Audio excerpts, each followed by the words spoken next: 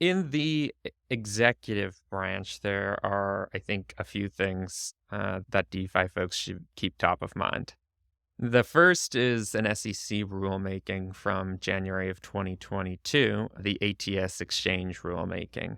This proposed rulemaking for DeFi's purposes is important because it expands the SEC's interpretation of what an exchange is in a way that could capture protocols themselves, websites that write messages for wallets and that are then sent to protocols in a way that rejects any idea that CeFi and DeFi operate in different ways.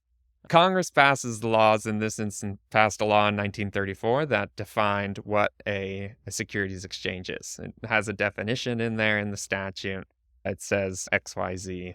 That is an exchange under the Securities Act, and SEC have at it. The SEC then interprets that definition and updates its interpretations of that definition over time. And that is what is at issue here. It's not changing the statutory definition. The SEC is proposing to change its regulatory definition that interprets the statutory definition. Why it is problematic is the concept of exchange as envisioned in the 34 Act and in the entire securities regulatory regime is something like the New York Stock Exchange, a custodial stock exchange where people get together and trade securities. In the 34 Act definition, it literally talks about the physical premises. Like they're thinking about a building down on Wall Street in lower Manhattan. The SEC is proposing to expand that definition to include, quote unquote, persons who make available communication protocol systems.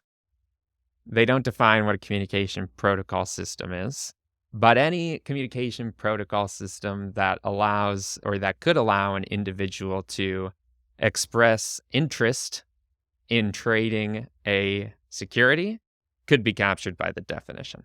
Infinitely ambiguous, infinitely broad. A footnote in the 650-page rulemaking itself helpfully exempted cell phones from this definition, which I think evidences, on the one hand, the definition's limitless reach, and on the other hand, the illogical approach that the rulemaking is taking that I think is, in a lot of ways, the rejection of the concept of the rule of law. If you have to exempt cell phones from the definition of a national securities exchange, something's gone very, very wrong. For DeFi's purposes, nobody knows what a communication protocol system is, but a DeFi protocol allows people to express non-firm interest in trading what the SEC might consider to be securities. And then it says that protocol needs to comply with the exact same regulations that the New York Stock Exchange is subject to. Again, completely illogical from a number of perspectives. And we submitted 2 comments